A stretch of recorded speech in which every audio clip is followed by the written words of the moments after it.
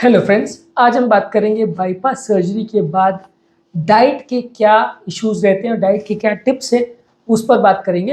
Angioplasty के diet related issues पर हमने ऑलरेडी काफ़ी डिटेल वीडियोस किए हैं। हार्ट अटैक के बाद डाइट पर क्या क्या चीज़ों का ध्यान देना है उस पर हमने ऑलरेडी वीडियोस किए हैं। आज हम बाईपास सर्जरी से रिलेटेड इश्यूज पर बात करेंगे कि बेसिकली बाईपास सर्जरी होने के बाद क्या क्या चीज़ों का विशेष ध्यान रखने की ज़रूरत है ताकि आपको दोबारा प्रॉब्लम ना आए या लॉन्ग टर्म प्रॉब्लम्स आने का चांस कुछ हद तक कम हो जाए। टॉपिक पर जाने से पहले जो लोग हमारे चैनल पर नए हैं उन्हें रिक्वेस्ट करूँगा कि चैनल को सब्सक्राइब करें, वीडियोस को लाइक और शेयर करें। देखिए, बाईपास सर्जरी के बाद सबसे इम्पोर्टेंट चीज़ है कि आप पहले तो इन हॉस्पिटल जब आप हैं तो ज़्यादातर हॉस्पिटल्स में डाइटिशियन आपको एक डाइट चार्ट दे ही देगा। तो आपको ये मान के चलना है कि डाइट चार्ट जो आपको दिया जाता है या डाइट टिप्स आपको दिया जाता है वो लॉन्ग टर्म तक फॉलो करना है। शॉर्ट ड्यूरेशन के लिए ये सब चीज़ों को फॉलो करने से कुछ खास फायदा नहीं होगा। लोगों का क्या कॉन्सेप्ट होता है कि एक बार सर्जरी होगी 10 दिन 15 दिन वो बिल्कुल बॉइल्ड खाना खाते हैं, बिल्कुल ब्लैंड खाना खाते हैं और 15 दिन के बाद वही ढाक के 3-5 मतलब जो खाना खाते हैं तेल घी वाला नॉनवेज वाला जो भी पहले से खाते रहे वो फिर सब चालू हो जाता है। तो ये एक बड़ा इशू रहता है कि लोगों को ऐसा लगता है कि डाइट फॉलो करना है 15 दिन के लिए, एक क्रैश कोर्स है, इसको आपको फॉलो करने से बाकी कुछ भी दिक्कत नहीं आएगा। लेकिन ये एक क्रैश कोर्स नहीं है, एक लॉन्ग टर्म प्रोग्राम है, लॉन्ग टर्म इशू है। ये एक T20 का मैच या 2020 का मैच नहीं, ये एक टेस्ट मैच है जिसको आपको लंबी पारी जिसमें आपको खेलने की ज़रूरत है, तभी आप वहाँ पे टिक पाएंगे और वहाँ पे प्रॉब्लम्स आपको कम होगी। अगर आप थोड़े दिन के लिए अगर क्रैश कोर्स करने का प्रयास करेंगे तो लॉन्ग टर्म फ़ायदा आपको कुछ नहीं होगा। और उसके बाद कई बार डाइट बहुत ज़्यादा बिगड़ भी जाती है जब आदमी 15-20 दिन के बाद डाइटिंग से हथियार डाल देता है।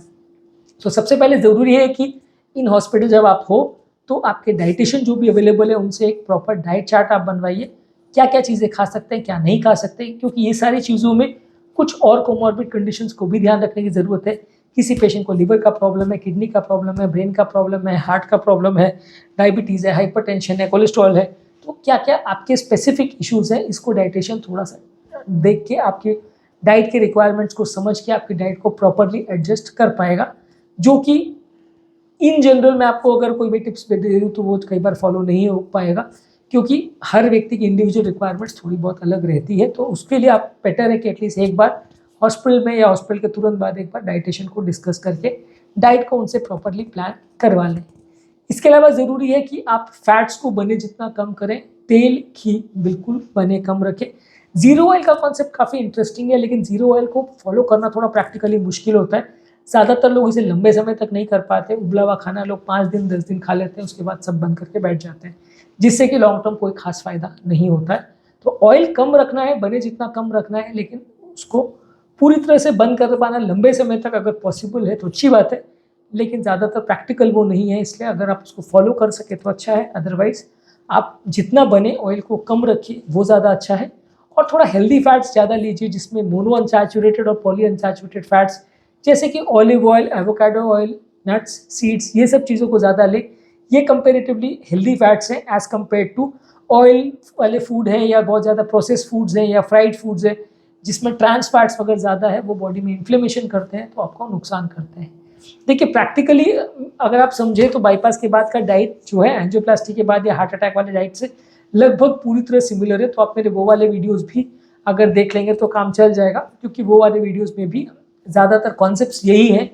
थोड़ा बहुत माइल्ड इंडिविजुअल रिक्वायरमेंट्स के हिसाब से चेंज हो सकती हैं चीज़ें, और ओवरऑल बेसिक कॉन्सेप्ट वही है जो हर हार्ट पेशेंट में होता है, वही बाईपास सर्जरी के बाद भी आपको फॉलो करना है। इसके अलावा आपको प्लांट बेस्ड प्रोटीन्स पर ज़्यादा फोकस करना है। बीन्स है, दाल है, अंकुरी चीज़ें, स्प्राउट्स है, सोयाबीन है, ये सारी चीज़ों को आपको ज़्यादा मात्रा में लेना है। इसके अलावा आप पोल्ट्री वाली चीज़ें जो उसमें स्किन हटाया हुआ हो, फिश है, और कुछ एनिमल मीट्स जिसमें कंपेरेटिवली फैट हटाया हुआ हो, वैसी चीज़ों को ले सकते हैं। जितना फैट फ्री आप प्रोटीन लेंगे या लीन प्रोटीन लेंगे उतना आपके लिए हेल्दी है, जितना फैटी प्रोटीन लेंगे उतना नुकसानदायक है। इसके अलावा खाने में फाइबर वाली चीज़ों को ज़्यादा लीजिए। फाइबर आपके डाइजेशन के लिए अच्छा है, फाइबर आपकी कोलेस्ट्रॉल लेवल्स को कम करने के लिए अच्छा है, वजन को कम करने के लिए अच्छा है। इसलिए जहाँ तक पॉसिबल है साग सब्जी वाली चीज़ें ज़्यादा लीजिए, होल ग्रेन्स या लेग्यूम प्रोडक्ट्स हैं इनको ज़्यादा लीजिए, तो इसमें आपका हेल्थ अच्छा रहेगा, डाइजेशन भी अच्छा रहेगा, कोलेस्ट्रॉल भी कम होगा और आपका ओवरऑल लॉन्ग टर्म हेल्थ अच्छा रहेगा। तो फाइबर वाली चीज़ों को ज़्यादा लीजिए। कौन कौन सी चीज़ों में फाइबर ज़्यादा होता है इस पर ऑलरेडी हमने काफ़ी डिटेल वीडियोज़ किए हैं जो कि आप हमारे चैनल पर देख सकते हैं। इसके अलावा ज़रूरी है पोर्शन कंट्रोल मेंटेन करना, यानी क्या चीज़ को आप कितनी मात्रा में खा रहे हैं उसका प्रॉपर कंट्रोल करना ज़रूरी है।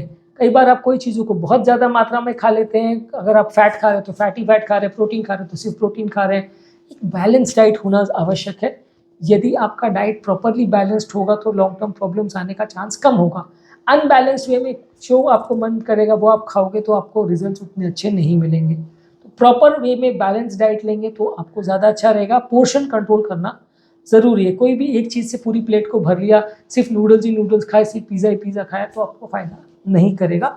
सब चीज़ों का मिश्रण होना चाहिए, थोड़ा फैट्स, थोड़ा प्रोटीन, थोड़ा मिनरल्स, थोड़ा विटामिन, सब चीज़ मिला के एक बैलेंस डाइट बनता है। उसको फॉलो करेंगे तो ज़्यादा अच्छा है, लॉन्ग टर्म रिजल्ट्स उसी से ज़्यादा अच्छे मिलेंगे। मेरे चैनल पर बैलेंस डाइट पर और पोर्शन कंट्रोल पर ऑलरेडी वीडियो है, आप चाहें तो उसे देख सकते हैं। इसके अलावा नमक का प्रयोग कम करें। नमक बॉडी में इन्फ्लेमेशन करता है।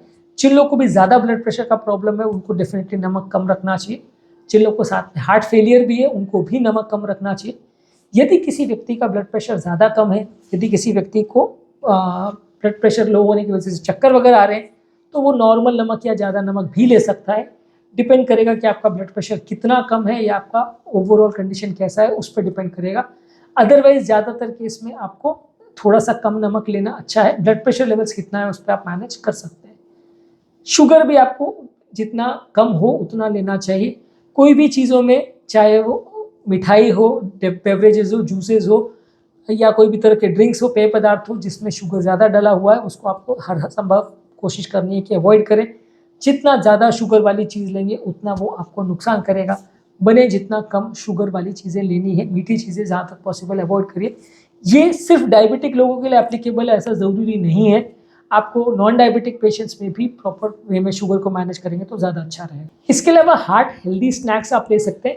कई बार ऐसा होता है कि हम दिन भर तो खाना अच्छा खाते हैं लेकिन दोपहर को कहीं बाहर जाते हैं तो कई बार भूख लग जाती है। हम कुछ स्नैक्स खा लेते हैं, एक समोसा, एक कचौरी खा लेते हैं, कुछ खा लेते हैं। हमको ऐसा लगता है कि यार एक आध बार खाए तो क्या फ़र्क पड़ रहा है, कुछ ऐसा दिक्कत तो नहीं आएगी।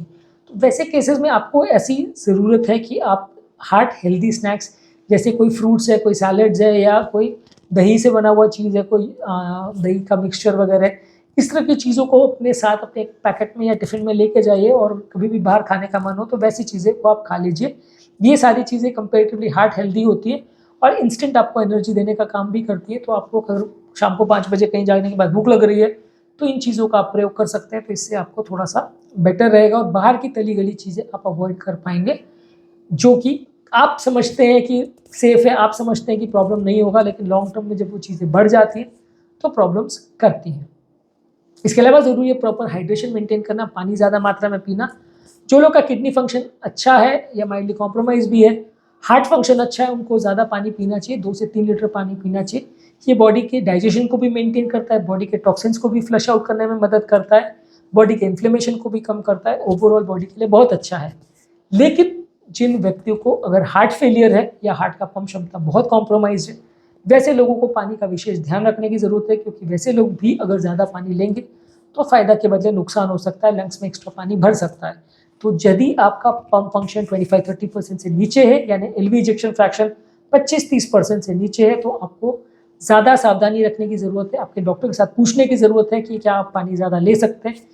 यदि व्यक्ति को सांस फूलने का प्रॉब्लम ज़्यादा है, चलने फिरने में सांस फूली तो डेफिनेटली उसको पानी कम लेना चाहिए। यदि किसी व्यक्ति को चक्कर आ रहे हैं, बीपी लो हो रहा है तो वैसे व्यक्ति में आप पानी बढ़ा सकते हैं। हालांकि एग्जैक्टली किस व्यक्ति में कितना पानी अलाउड है या नहीं है वो आपके डॉक्टर के साथ, आपके कार्डियोलॉजिस्ट के साथ इको देख के आप डिस्कस करें तो ज़्यादा अच्छा है। पर इन जनरल आप मान के चलिए कि हार्ट पेशेंट्स को पानी ज़्यादा पीना चाहिए, एक्सेप्ट फॉर पेशेंट जिनका पंप फंक्शन 25-30% से नीचे है और उनको साथ में सांस का तकलीफ भी अगर हो रहा है तो। इसके अलावा आपको ओमेगा 3 फैटी एसिड्स ज़्यादा मात्रा में लेना चाहिए। Omega 3 fatty acids healthy fats में आता है, फिशेस है जैसे सैल्मन, मैकरल, ट्राउट है। इसके अलावा फ्लैक्स सीड्स और वॉलनट वगैरह में आपको ओमेगा 3 फैटी एसिड अच्छे मात्रा में मिलता है। ये आपकी बॉडी में इन्फ्लेमेशन और सूजन को कम करता है, इससे आपकी ओवरऑल हेल्थ अच्छी रहती है। तो आज के टॉपिक में इतना ही। इसके अलावा काफ़ी सारे पॉइंट्स हैं जो हम इस टॉपिक के सेकेंड पार्ट में डिस्कस करेंगे। उम्मीद करूँगा कि आज के टॉपिक में आपको कुछ नई बातें जानने को मिली होगी। जिन पॉइंट्स पर हमने बात करी वो आज वो पॉइंट्स हैं कि आपको कोई भी डाइट प्लान करने के लिए पहले तो एक बार डाइटिशियन को मिलना है ताकि वो आपकी इंडिविजुअल नीड्स और रिक्वायरमेंट्स को समझ सके। इसके अलावा आपको हार्ट हेल्दी फैट्स लेने चाहिए, यानी कि लो ऑयल तो आपको लेना ही है, लेकिन अनसैचुरेटेड फैट्स या पॉली अनसैचुरेटेड फैट्स को ज़्यादा लेना चाहिए। फैट फ्री प्रोटीन्स लेना चाहिए, हाई फाइबर्स लेना चाहिए, हर खाने के पदार्थ को सीमित मात्रा में लेना चाहिए, खाने में सोडियम कम लेना चाहिए, शुगर एक्स्ट्रा नहीं लेना चाहिए, हार्ट हेल्दी स्नैक्स लेना चाहिए, पानी ज़्यादा मात्रा में पीना चाहिए और ज़रूरत हो तो ओमेगा 3 फैटी एसिड ज़्यादा लेना चाहिए, वो आपके ओवरऑल बॉडी के इन्फ्लेमेशन को कम करेगा। इसके अलावा जो बाकी पॉइंट्स हम पार्ट 2 में डिस्कस करेंगे, उम्मीद करूँगा कि इस टॉपिक में आपको कुछ नई बातें जानने को मिली होगी। जो लोग हमारे चैनल पर नए हैं उन्हें रिक्वेस्ट करना कि चैनल को सब्सक्राइब करें, वीडियोज़ को लाइक और शेयर करें।